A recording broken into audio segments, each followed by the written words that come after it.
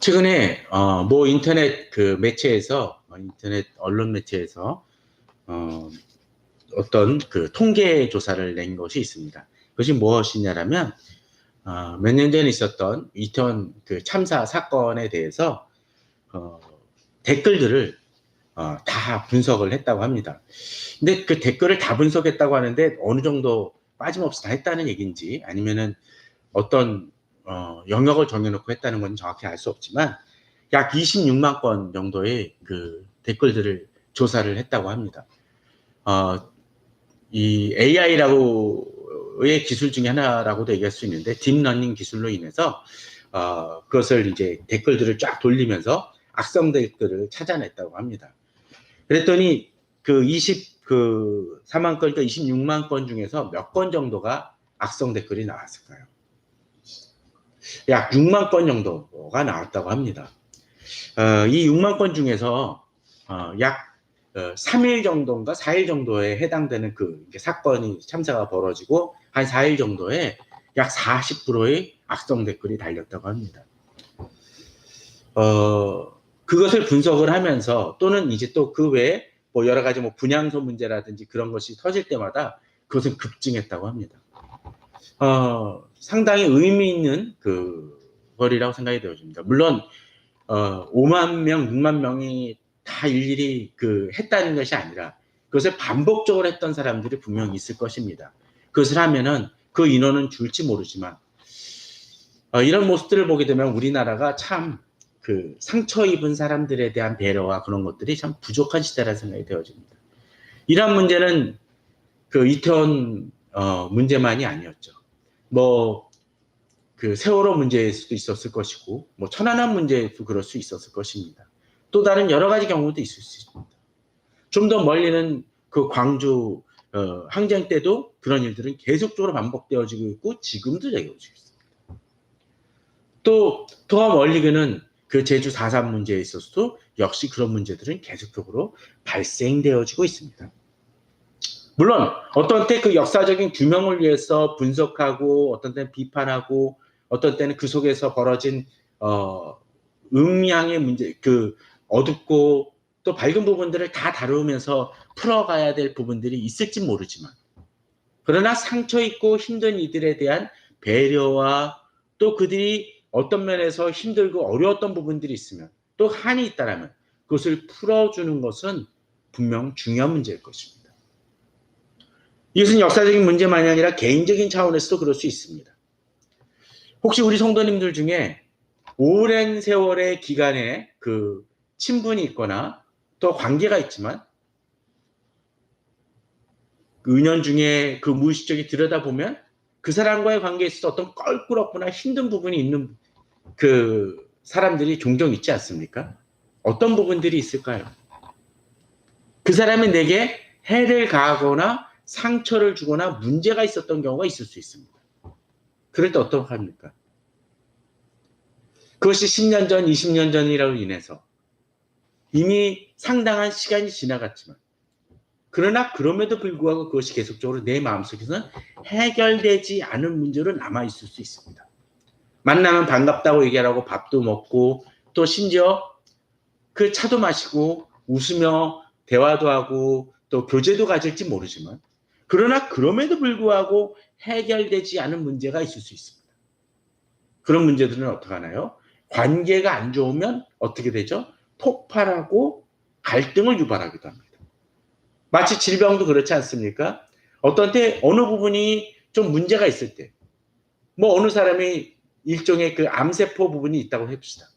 그런데 평상시에는 잘 견딜 수 있는데 몸이 급격히 안 좋으면 어떻게 됩니까? 그 암세포가 급속히 자라나거나 또는 염증이 수치가 올라가가지고 그것이 몸에 심각한 건강의 위기로 나타나는 경우들도 있습니다. 그러기에 우리 사회는 그런 갈등의 부분들을 그저 회피하거나 경과하고 무시하는 것은 바람직한 현상은 아닐 것입니다. 풀어야 될 문제가 있다면 풀어나가야 된다는 거죠. 일본과의 갈등의 문제도 사실 그러할 것입니다. 역사적인 차원에서 우리들은 그런 부분들을 지나치게 간과하고 세월이 지났으니까 이제는 잊어야 된다라고 잊을 수 있다라고 얘기할 수도 있겠지만 그 이야기는 누가 해줘야 될까요? 가해자가 아니라 피해자가 그렇게 얘기할 때 문제가 해결될 수 있습니다. 물론 피해자가 그렇게 얘기할 때 해결될 수 있다는 얘기는 피해자가 당연히 너는 이제 해야 된다라고 억압하라는 얘기를 하는 것이 아니라 피해자가 그런 마음을 가질 수 있도록 충분한 보상이라든지 사과라는 것이 이루어질 때 그 부분이 해결되어 줄 수 있다는 거죠. 오늘 본문은 바로 그러한 것에 해당되는 내용이라고 할 수가 있습니다. 사무엘하 21장은 이제 이렇게 시작이 되어집니다. 다윗이 시대에 해를 거듭하여 3년 기근이 있으므로 라고 되어 있습니다. 갑자기 어떤 3년의 기근이 임합니다. 누구의 때예요? 다윗의 때입니다. 다윗 때는 어떤 경우입니까? 다윗이 하나님 앞에서 충성되게 행했던 사람이었고 그로 인해서 모든 일이 순적히 잘 풀려갈 수 있을 것 같고 나라가 복을 받고 백성들이 더욱더 평안 속에서 살아갈 수 있을 것 같지만 그렇지 못한 일이 발생하고 있습니다. 아무도 이 기근은 상당히 심각했던 것 같습니다. 지금 강릉에서도 비가 오지 않아 어렵다고 얘기하지만 본문은 뭐라고 되어 있습니까? 3년 기근이 있었다는 그 얘기를 통해서 상당히 어려움이 발생했던 것 같습니다. 우리 역사를 보면은 그런 일들이 가끔 있곤 합니다. 우리 사회도 그런 일이 있지 않습니까? 강릉 같은 경우에 그 가뭄이라든지 또 특별히 산불이 많이 일어나는 때도 있고 그럴 때 어떤 기후 환경으로 인해서 발생되는 문제일 수도 있습니다. 또 사고가 많이 날 때도 있습니다. 그럴 때도 어떻게 합니까? 우리들은 그런 사고에 대해서 잘 풀어가야 될 부분이 있습니다. 그런데 여기서 다윗이 아마도 저수지를 찾지 않고 뭐 비 문제에 뭐 이렇게 간구하는 그런 부분들도 있을 수 있겠지만 다윗이 여기서 어떻게 행하죠? 여호와 앞에 간구하매라고 되어 있습니다. 아마도 이 문제를 해결하여 달라고 기도했다는 것이죠. 비를 내려달라고 구했던 것 같습니다. 저는 우리 성도님들이 우리 자신만이 아니라 우리 사회의 문제를 놓고도 이렇게 기도하시기 바랍니다. 앞서도 얘기 들었지만 좀 신문을 펼쳐놓고 물론 요새는 신문 보는 분들이 참 적긴 하겠지만 아니 SNS 기사를 보고라도 기도했으면 합니다. 또 좀 더 폭넓게 이렇게 했으면 좋을 것 같아요. SNS에 뜨는 그 몇 가지 기사들만 보는 것이 아니라 그 사이트 어디 들어가서 신문 뭐 한겨레면 한겨레, 뭐 조선이면 조선 그런 데 사이트에 들어가서 한번 쭉 읽어보는 것도 훈련일 것 같아요. 어떤 때는 중요한 기사 몇 개만 뜨고 그것만 알고 있는 경우들이 많지 않습니까? 주변을 돌아보면 어쩐지 우리들이 돌아봐야 될 작은 사건들도 많이 있을 수 있습니다. 기도하자라는 거죠. 그런데 오늘 본문은 독특한 표현이 등장합니다. 여호와 앞에 간구함에 여호와께서 이르시되 기근의 원인에 대해서 얘기를 해요. 사울과 피를 흘린 그의 집안으로 말미암음이니 그가 기브온 사람을 죽였음이니라 하십니다. 이 부분은 좀 조심히 다뤄야 될 부분은 있습니다. 만일 국가의 어떤 문제 또는 사회의 어떤 문제 또는 개인적으로 어떤 문제가 발생되었을 때 그 사고나 어려움이 이 본문을 통해서 보면 어떡합니까? 꼭 죄의 결과인 것 같아요. 그런 경우는 잘못된 이단이 무슨 조상의 저주를 풀어야 된다라고 한동안 우리나라에 유행했고 해외도 유행했던 그런 것들입니다. 조상의 죄로 인해서 자손이 복을 받지 못한다고 얘기합니다. 성경은 일부 그런 부분을 인정하는 부분도 있지만 그것이 90%나 100% 대다수는 아니라는 거예요. 그러나 우리 삶을 돌아보면 분명히 조심해야 될 부분이 있습니다. 오늘 본문이 그러한 것이라는 거죠. 얼마 전에 뭐 OTT에서도 뭐 다뤘던 주제이겠지만 그 삼풍백화점 사건이 터진 이후에 그 이후에 오랜 세월이 지났지만 그 이후에 살아남은 사람들이 어떻게 살아가고 있는지를 인터뷰했다는 얘기가 있다고 합니다. 저는 보지는 않았지만 삼풍백화점이 무너졌던 해에 또 다른 커다란 사건이 우리 사회에 있었습니다. 기억하십니까? 성수대교 붕괴가 그 해에 일어났습니다. 두 개의 커다란 사건이 동시에 일어났습니다. 전 그때 그 해에 그런 생각을 참 많이 했습니다. 우리 사회가 겪고 있는 문제와 또 혹시 죄의 문제는 없는가라는 부분을 놓고 기도하고 또 생각을 많이 했습니다. 꼭 어떤 죄의 어떤 특정한 죄 때문에 발생되어졌다는 것이 아니라 우리 사회 영적 문제는 아닐까라는 생각도 많이 했어요. 물론 그 얘기가 삼풍백화점에서 희생된 사람들이라든지 성수대교에서 사망하신 분들이 무슨 특별히 더 죄가 있다는 얘기를 하는 것은 결코 아닙니다. 성경에서도 신약에서도 그런 장면이 등장을 하죠. 어느 담장이 무너져서 여러 사람이 죽으니까 어느 사람들이 와가지고 이런 일들을 얘기를 하니까 예수님께서 뭐라고 합니까? 그들보다 그들 죽은 사람들이 특별히 죄가 있어서 죽은 것이 아니라는 얘기를 해주셨어요. 본문은 마찬가지입니다. 어떤 시대에 있어서는 그 사건 사고가 많이 일어날 때 우리는 우리 자신을 돌아볼 필요가 있습니다. 이때 일이 바로 그러했다라는 거죠. 다시 여호와 앞에 간구하며 여호와께서 이르시되 이는 사울과 피를 흘린 그의 집으로 말미암니다. 그가 기브온 사람을 죽였습니다. 어떤 때 우리가 어떤 사건, 사고가 있었을 때 기도할 필요가 있습니다. 우리 자신을 돌아보고 우리를 재점검하는 것은 중요한 일일 것 같습니다. 우리나라 역사를 돌아보면서 우리 사회를 돌아보면서 어떤 때 인간관계에 있어서도 그런 부분을 놓고 기도하고 점검해 볼 필요가 있습니다. 자, 그런데 그렇다면 왜 이런 일이 벌어졌을까요? 왜 사울은 기브온 사람들을 죽였을까요? 우리나라에도 진실화의 위원회가 있지만, 진실화의 그 과거사 위원회가 있지만 그런 것들이 있는 이유가 뭡니까? 과거의 어떤 문제를 정확하게 바라보자라는 것입니다. 그럴 때 치유도 일어나고 해결도 있을 수 있습니다. 자, 이렇게 기브온 사람을 죽였는데 이제 그 원인에 대해서 2절에서 다루고 있습니다. 기브온 사람은 이스라엘 족속이 아니라고 되어 있습니다. 그리고 그들은 아모리 사람 중에서 남은 자라 이스라엘 족속들이 전에 맹세했건을 사울이 이스라엘과 유다 족속을 위하여 열심히 있으므로 그들을 죽이고자 하였더라라고 되어 있습니다. 사울이 왜 죽였어요? 이스라엘과 유다 족속을 위하여 열심히 있었습니다. 그 얘기는 어떤 얘기일까요? 유대 민족과 또 이스라엘 중에서 아마도 이들에 대해서 불편한 감정이나 혐오하는 사람들이 있었던 것 같습니다. 그들이 대다수였는지 일부였는지는 알 수는 없지만. 자, 그렇게 미워했던 이유가 무엇입니까? 2절의 앞부분을 보면 뭐라고 되어 있죠? 첫 번째 원인이 있습니다.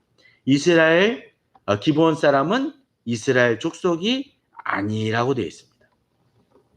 자기들 12지파가 아닌 다른 사람들이라는 거죠. 자, 그러면 이들은 어떤 사람들입니까? 여호수아 9장에 의하면 이들에 대한 이야기가 등장을 합니다.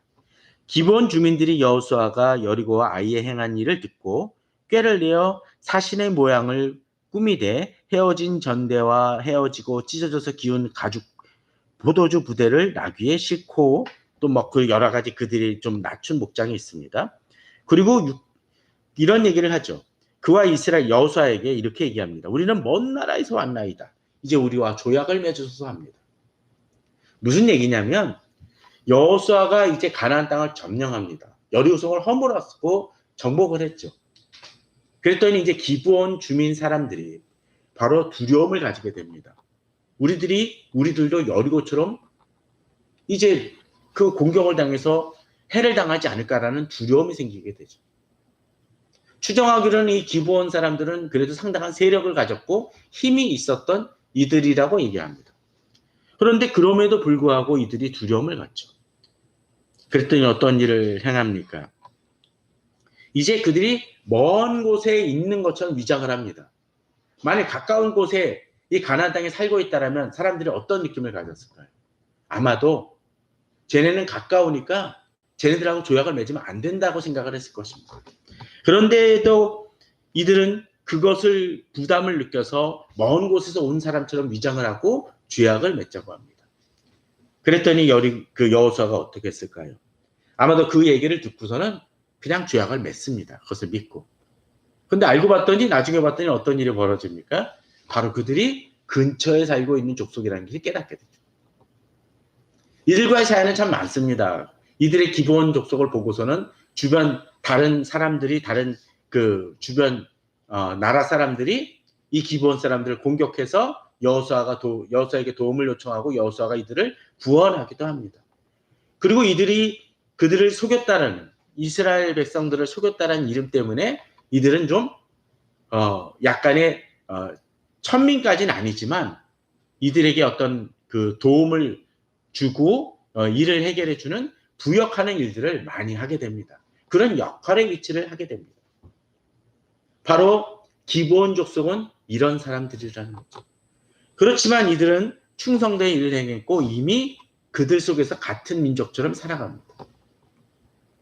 자, 그리고 또 뭐라고 되어 있습니까? 그들은 아모리 사람 중에서 남은 자라고 하면서 이들은 이방 족속임을 분명히 얘기를 해줍니다. 아마도 우리나라에서도 벌어지고 있는 인종적 차별이 있었던 것 같습니다. 지금 뭐 가끔씩 뭐 차이나타운이라든지 그런 데서 가끔 그런 건국대 쪽에서 최근에 가끔 그런 시위들이 있었다 그랬죠. 협중 시위가 벌어지고 있다고 하죠. 거기 앞에서 막 그렇게 합니다. 심지어 중국 대사관 앞에서도 그렇게 행하는 사람들이 있다고 합니다. 그렇게 노골적으로 드러내는 행위도 있지만 또 어떤 것들이 있나요? 우리나라에 이주하고 있는 이주 노동자들을 가지고 어떻게 행합니까? 하대하고 무시하고 공격하고 함부로 대해도 되는 사람인 것처럼 대할 때가 많이 있곤 합니다.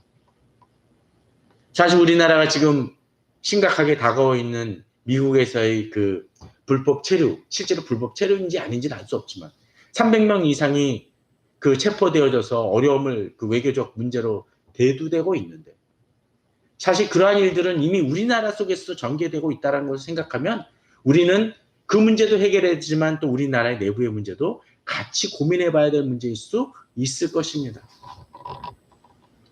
그런데 단순히 무시하는 정도가 아니라 어떻게 해요? 이들을 죽이는 일을 행합니다.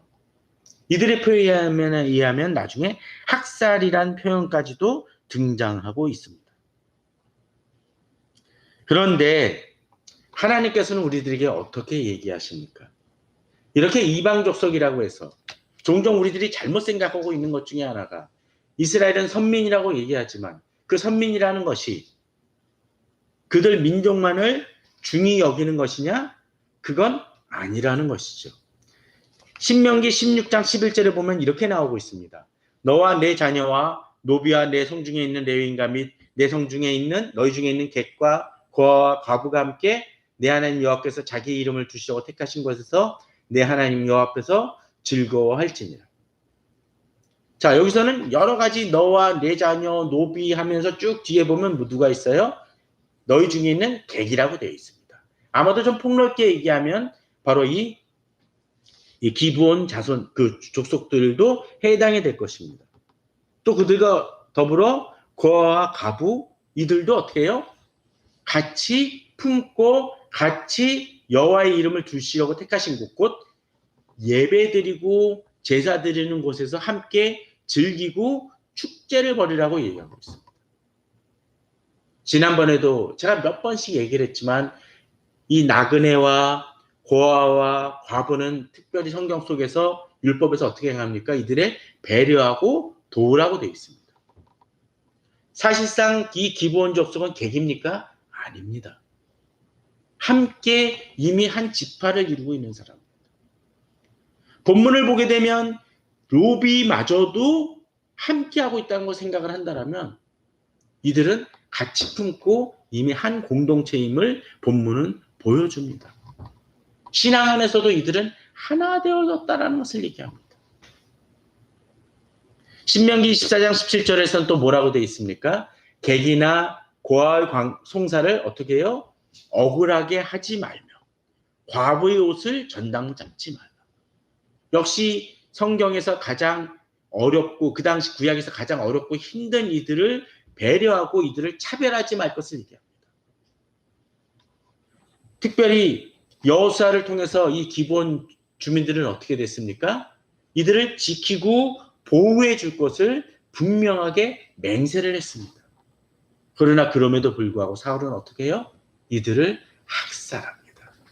백성들의 뜻을 좇아서요. 성경에서 차별은 악한 것입니다.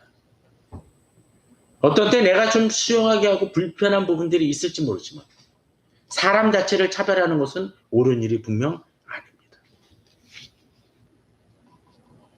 그것 정도가 아니라 사람을 죽이기까지 했기에, 학살하기까지 했기에 이 죄는 큰 것이고, 또 그로 인해서 어떤 일이 벌어집니까? 바로 3년 동안 기근이 임하는 일까지 벌어지고 있다는 것입니다.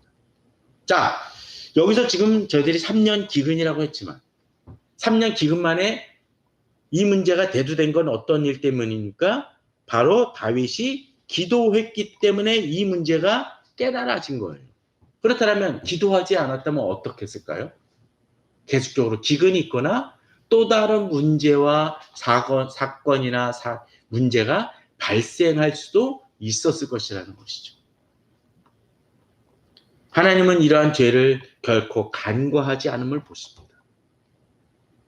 그리고 어떤 때 우리 역사 속에서 심각하게 해결되지 않고 그냥 덮어두고 그 불의로서 놔둔 그런 것이 있다면 우리는 그런 문제들을 위해 기도할 수 있어야 될 것입니다. 그러지 않는다면 이 문제는 해결되지 않을 수 있다는 것이죠. 자, 그런데 우리는 이제 그러면 이 문제를 어떻게 해결해야 되느냐라는 것을 살펴보길 바랍니다.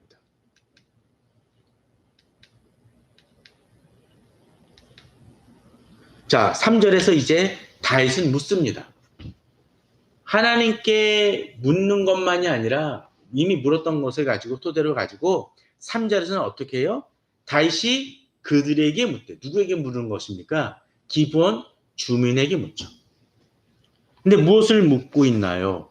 내가 너희를 위하여 어떻게 하랴? 내가 어떻게 속죄하여 너희가 여호와의 기업을 위하여 복을 빌겠느냐 하면서 질문을 하고 이제 해결하려고 합니다. 자, 여기서 우리들이 한 가지 주목해 볼 게 뭘까요? 다윗은 3년 기근의 문제에 대해서 깨달았고 그 원인이 어디에 있는지를 깨닫고 이제 그것을 가지고 누구에게 나아갑니까? 기브온 주민입니다. 여기서 우리가 알아야 될 게 뭘까요? 피해자 중심적인 차원의 접근이라는 것입니다. 이것이 중요합니다. 엉뚱한 곳에 가서 그냥 해결하려는 것이 아니라 피해를 받은 당사자와의 문제를 해결해야 된다는 것입니다. 종종 우리 사회는 그렇지 못할 때가 많이 있습니다. 그냥 뭔가 뭐 갖다 주면 되는 거로 해결을 해요. 사람과의 관계에 있어서도 그 사람에게 나아가서 우리는 그 문제를 바라봐야 됩니다. 다윗이 위대한 점이 바로 여기 있죠. 사실 다윗의 입장 속에서 보면은 이 사건은 자기와 관계가 있습니까? 사실 무관해요. 그렇지 않습니까? 자기가 저질렀습니까? 자기가 기본 사람을 죽였습니까? 아닙니다. 그러나 그럼에도 불구하고 이 나라를 지키는 지도자로서 이 문제의 원인을 해결하고자 하는 마음이 있습니다. 저 제주 4.3 때 제가 뭐 이런 태어났었나요? 그런 사람들이 있을 수 있겠고 광주항이 멀어진 얘기예요. 제가 이태원에 갔습니까? 이태원 근처도 안 가는데 무슨 상관입니까? 제가 악성 댓글을 달았습니까? 무슨 문제입니까? 그럴지도 모릅니다. 또 공동체에서도 그럴 수 있습니다. 어떤 특별한 어떤 집단과 어떤 소그룹에 심각한 갈등이 있어서 교회가 어려움을 겪고 있다는 비록 그 이론은 아니라 할지라도 어떤 때 우리는 그 문제에 대해서 접근하고 풀어갈 필요가 있습니다. 오늘 본문이 그렇죠. 내가 너희를 위하여 어떻게 하랴.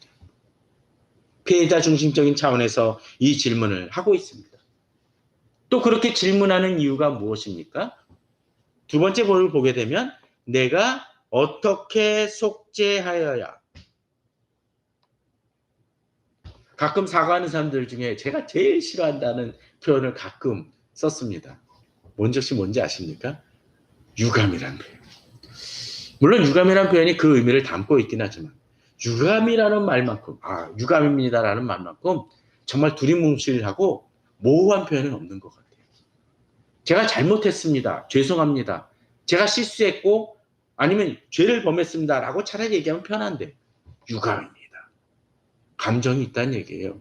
그 감정이 사실 좋은 감정이 나쁜 감정이 잘 모르겠습니다. 사전적 의미로는 분명 규정이 돼 있겠지만 좋은 의미는 아닐 것 같아요. 근데 다윗은 어떻게 하죠? 내가 너희를 위하여 어떻게 하랴? 어떻게 속죄하여라고 되어 있습니다. 속죄해야만 해결된 문제라는 것을 다윗은 명확히 합니다. 종종 어떤 사람들의 얘기를 들어보면 이런 문제 때문에 아프셨을 것 같아요 라고 얘기를 하거나 이거 정말 국가 지도자나 그런 사람들이 나가서 이거 정말 죄송합니다라는 그 말 한마디 듣고 그런 사건의 피해자들이 유족들이 눈물을 펑펑 쏟는 것을 본 적이 종종 있습니다. 그 말 한마디 듣고 싶은데 그 말을 하는 사람이 이 나라를 책임지는 사람들이 아무도 없었던 사실로 인해서 고통받는 이들을 바라보게 됩니다. 인간관계에도 그런 것 같아요. 이걸 그때는 내가 잘못했어 라는 얘기 때문에 한마디 듣고 눈물 흘리는 사람들을 보곤 합니다. 속죄가 필요한 부분은 속죄를 함으로써 해결될 수가 있습니다. 물론 뒤에 가서는 이제 그 대가를 어떻게 하려는 것을 통해서 이 속죄를 위해서 어떻게 할 때 문제 그 아픔과 응어리가 풀리겠느냐라는 것이 또한 해결책이기도 한데 근데 그렇게 해결이 되면 어떤 일이 벌어지냐고 되어 있습니까? 뒤에 보면 이제 세 번째로서 너희가 여호와의 기업을 위하여 복을 빌겠느냐.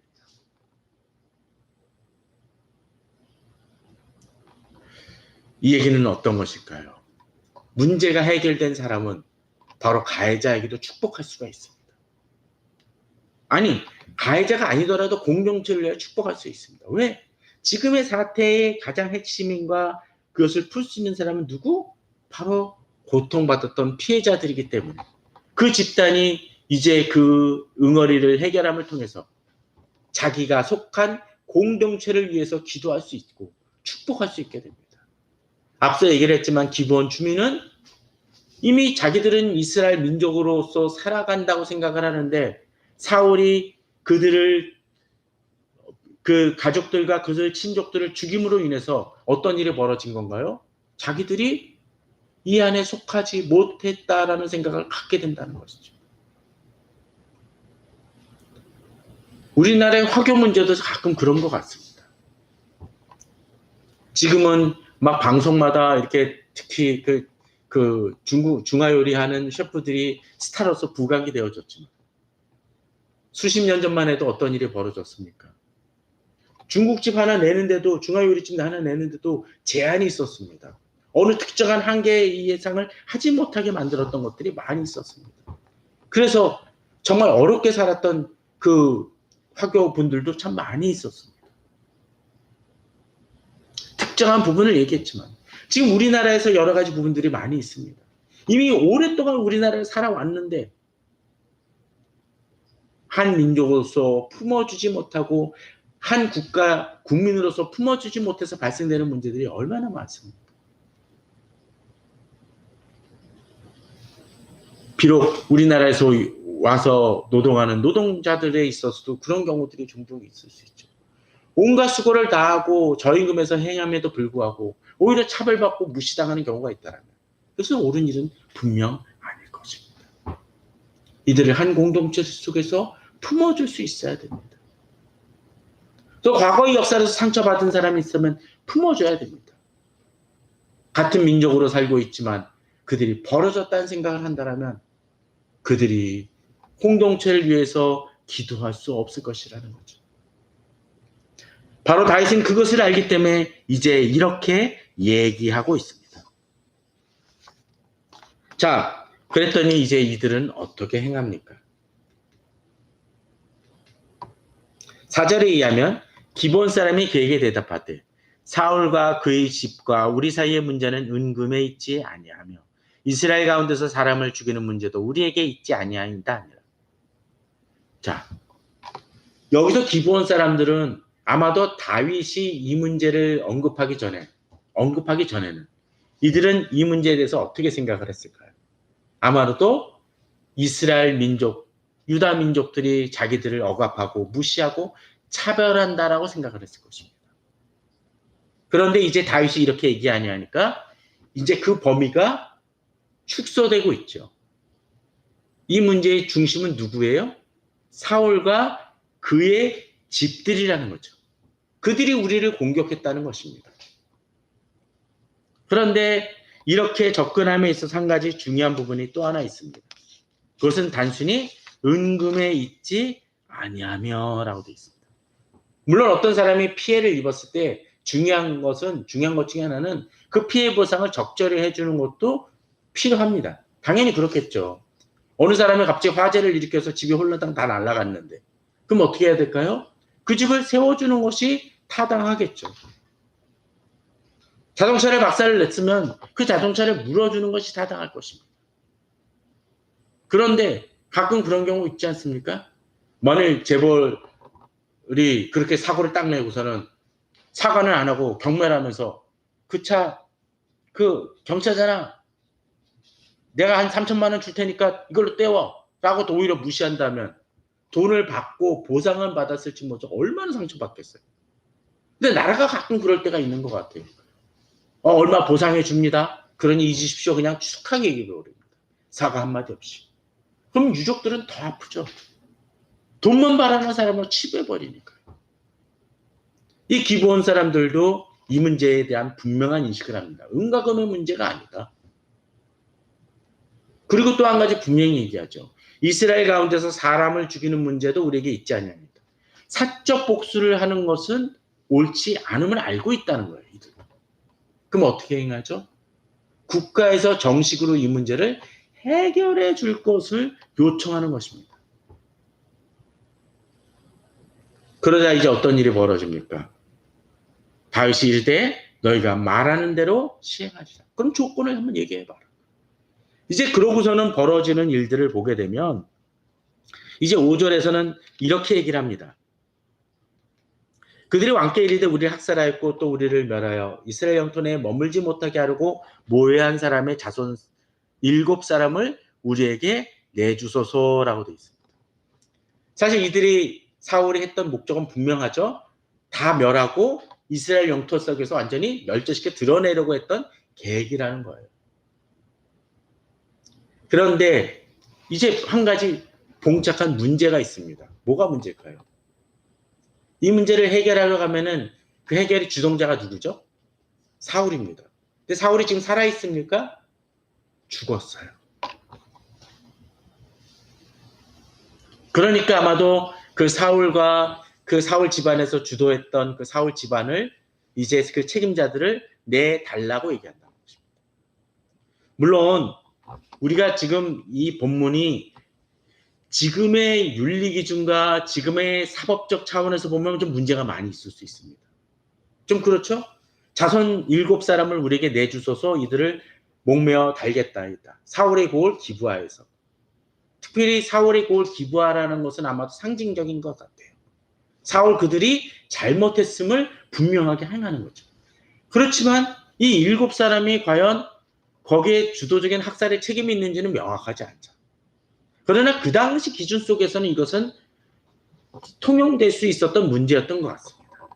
물론 어떤 때 이것을 그대로 통용을 해가지고 지금 똑같은 기준으로 어떤 처리를 할 수는 분명 없습니다. 그건 분명히 합시다. 그러나 그 당시 기준 속에서는 이들의 원한을 풀 수 있는 방법은 이러한 방식으로서 그 당시에는 통용되어졌을 것이라는 거죠. 그래서 어떻게 행합니까? 이제 거기에 해당된 7을 내어주게 됩니다. 근데 다윗도 고민이 있습니다. 어떤 고민일까요? 사울에 대한 그래도 그 왕으로서 인정을 하고 따르고 그가 비록 사울을 죽일 수 있었던 기회도 다윗이 어떻게 했나요? 죽이지 않고 왕으로서 인정해 주는 모습이 있었죠. 특별히 또 요나단과의 관계는 어땠습니까? 아주 서로 간에 사랑을 하는 관계라고 할 만큼 깊고 유대했었고, 또 이 요나단이 자기를 지켜주고 또 서로 간에 요나단의 집안을 지켜줄 거라고 약속을 했었기 때문에 이들을 건들지 않고 그 다른 사람들을 내어주게 됩니다. 그리고 어떤 일이 벌어지나요? 그리고 결국은 그 일곱을, 이 다섯 아들을 붙잡아서 이제 내어주게 되고 이제 목매어 다라 일곱 사람을 죽입니다. 어떤 때는 참혹하고 안타깝고 어떤 면에서는 이해되기 힘들고 꼭 이렇게 해결해야 되나라는 문제도 있을 수 있지만 그 피해 보상과 그들의 억울함을 해결하기 위해서 이러한 방식으로 이 문제를 귀결을 짓는 모습이 벌어집니다. 그런데 진정한 사실은 이 사건의 해결을 하기 위해서는 또 하나 우리가 주목해야 될 사건들이 있곤 합니다. 어떤 측면이 있을까요? 자, 이제 피해자의 측면이었다면 그 다음 해결 방법은 어떤 겁니까? 어떤 것이 있을 수 있을까요?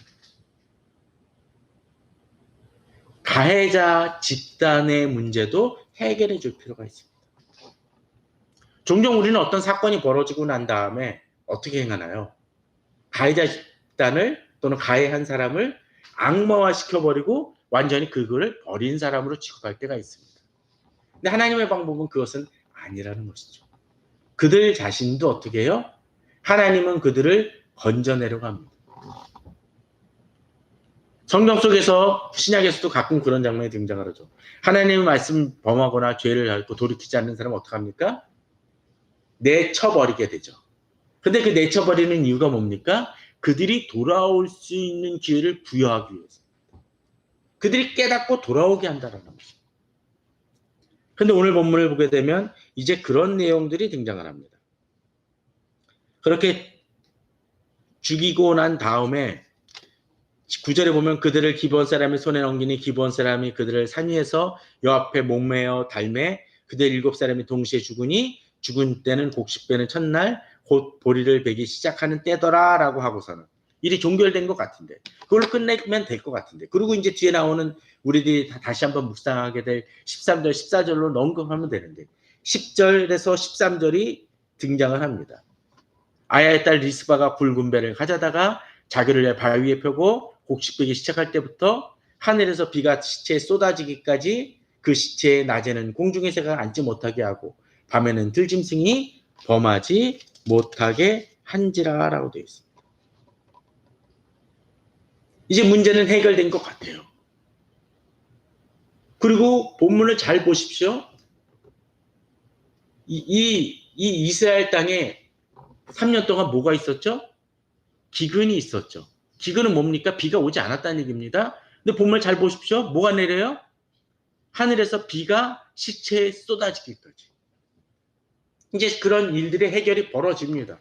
해결이 벌어지면 모두 다 해피엔딩인 것 같은데 해피엔딩이 안 된 사람이 있죠. 누구죠? 가해자에 해당되는 사람들입니다. 더더군다나 이 사람들은 어떤 사람들이에요? 가해자긴 가해자인데 좀 억울할 수도 있는 사람들입니다. 물론 그것 속에서 사울의 집안에 있었기 때문에 혜택을 누리고 풍성한 것을 누렸을지 모르지만 이제 몰락하고 맙니다. 더더구나 정권마저도 바뀐 상황 속에서 이들은 그렇게 가슴 아픔과 상처를 갖고 살았을 것입니다. 그런데 죽음마저도 났습니다. 근데 누가? 리스바라는 여인이 이 시체를 지키고 앉지도 못하게 하고 든짓이 범하지 못하게 하며 지키는 노력을 해갑니다. 지금 이 일을 누가 주도한 겁니까? 다윗이 한 게 아니에요. 한 사람이 그래도 시체라도 지키고 싶은 마음으로 나와 노력하는 모습이 벌어집니다. 그런데 이렇게 놔두면 사실은 다윗은 더 이상 신경 쓸 필요도 사실은 없어요. 그렇지 않습니까? 그냥 냅두면 돼요. 왜냐하면 기브온 사람들도 자극할 수도 있기 때문에 냅두면 됩니다. 그러나 다윗도 이 사울이 저 리스바가 행한 일을 알고서는 이제 이 문제를 좀 더 해결하고자 합니다. 그들이 주도합니다. 다윗이 여기서 한 가지 또 깨달은 것이 있습니다. 뭡니까? 이제 이렇게 해결하고 나서야 다시 가서 사울의 뼈와 그의 아들 요나단의 뼈를 길랏 야베스 사람들에게서 가져가니라고 되어 있습니다. 사실 사울의 뼈, 요나단의 시체는 이미 그때 블레스 사람들에 의해서 죽임을 당하고 난 다음에 길르앗 사람들이 어디다 옮겨놨어요. 왜냐하면 이들에 대한 왕으로서 존중을 하기 위해서. 근데 그것을 아마도 기브온 사람 때문인지 어떤 이유인지 다윗이 이제 해결하지 못하고 있었습니다. 근데 이제서 이 문제를 해결하는 모습을 보여줍니다. 이들을 존중하고 도와줍니다. 어떤 때 우리들은 가해한 사람들을 그저 한번 악하다고 얘기를 하고 버리고 이들이 다시 살 수 있는 기회마저도 박탈할 때가 있습니다. 근데 진정한 치유는 어떻게 돼요? 그들도 회개했다라면 다시 돌이켜 살 수 있도록 돕는 것이 필요합니다. 도피성이라든지 성경에 또는 우리 시대에 있는 교도소는 그 사람을 죽이고 격리시키는 것만이 아니라 그들이 다시 일어설 수 있도록 돕는 역할을 합니다. 기독교 쪽에서 요새 세웠다는 민간교도소 1호는 그 소망교도소인가 하는 것이 있지 않습니까? 그것도 인간을 인간으로 회복시키기 위한 것이죠. 그래서 다윗은 결국 이들을 사울의 뼈와 그 아들 요나단의 뼈를 가지고 올라오매 사람들이 그 달려 죽은 그 시체들까지 모아다가 장사를 치러주게 됩니다. 어디? 그의 아버지 기스의 묘세 장사함을 통해서 이들을 그래도 존중하는 모습으로 나타나게 됩니다. 진정한 치유는 가해자에 대해서도 품을 수 있어야 됩니다. 저는 그런 얘기를 들은 적이 있습니다. 모 이단에 속했고 그 중심에 있었던 사람이 제가 예전에 다니던 교회 그 청년 때 다니던 교회 그 거기서 중심적인 역할을 했던 사람이 교회에 어느 정도 해독이었습니다. 다른 사람을 이단으로 이끌기도 했습니다. 근데 그 사람이 아마 나왔어요. 그때 어느 장로님이 그 분을 데려다가 돌보고 세워주고 일상적인 생활을 할 수 있도록 도와줬다는 얘기를 들은 적이 있습니다. 그 얘기를 잘 아는 사람은 없어요. 그러나 그 장로님은 그 사람의 영혼을 귀히 여겼기 때문에 그러한 문제를 해결해주고 도와주는 일을 함을 통해서 그가 다시 정상적인 생활을 할 수 있도록 도운 일이 있습니다. 또 제가 아는 어떤 분도 어느 선배도 있습니다. 그 선배는 뭐 요새 유행하는 모 이단, 유행하는 것이 아니라 주목받았던 어느 이단에 아주 높은 어느 정도 그래도 가르치는 역할까지 하다가 어느 순간 깨달았습니다. 그리고 어떻게 했을까요? 나중에 신학교에 들어가가지고 목사까지 돼서 활동을 했던 분을 알고 있습니다. 만약 우리들이 기준에 서면 뭐 할까요? 이단에 속했으니까 저 사람은 목사가 될 수 없어 또는 더 이상 이 공동체에 들어올 수 없어라고 버릴 수 있습니다. 그러나 그들을 품을 때 진정한 치유와 회복과 다시 공동체도 건강해짐이 보여집니다. 오늘 본문을 보게 되면 재밌는 본문이 등장을 합니다. 14절 마지막입니다. 자, 3년 동안 기근이 있었는데 이제 어떤 일이 벌어집니까?